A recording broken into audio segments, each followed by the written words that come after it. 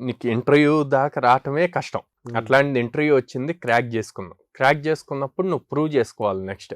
Okay, నీకు offer letter వచ్చింది, joining date వచ్చింది. జాయినింగ్ డేట్ వచ్చాక మా ఇంట్లో పెళ్ళి ఉంది, లేకపోతే అమావాస్య వచ్చింది, లేకపోతే ఇవాళ మంగళవారం జాయిన్ అవ్వకూడదు అంటున్నారు. పేరెంట్స్కి ఉంటాయి కానీ కంపెనీ వాళ్ళకు ఉండవండి. కంపెనీకి ఎప్పుడు క్లయింట్స్ ఉంటారు, ఆ క్లయింట్స్కి ఆన్ టైం డెలివరీ చేయాలి, దానికి తగ్గట్టే హైరింగ్ జరుగుతుంది. ఎమోషన్స్ ఉండవు. ఎమోషన్స్ ఇవేమి ఉండవు. వాళ్ళకి టైం ఈక్వల్ టు మనీ. ఆ టైంలో ఎంతమందితో వర్క్ చేయించుకోవాలి, ప్రాజెక్ట్ ఎంత త్వరగా కంప్లీట్ చేయాలి, క్లయింట్కి హ్యాండ్ ఓవర్ ఎలా చేయాలి అన్న పాయింట్సే ఉంటాయి అన్నమాట.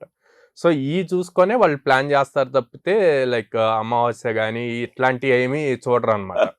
అంటే పేరెంట్స్ కూడా మార్కెట్ని చూసుకోవాలి. బయట అన్ని లే ఆఫ్స్ గురించి అంటున్నారు, కానీ మీ అబ్బాయికి జాబ్ వచ్చింది అంటే మీరు దాన్ని ఎట్లా యూజ్ చేసుకోవాలి అన్నది చాలా ఇంపార్టెంట్.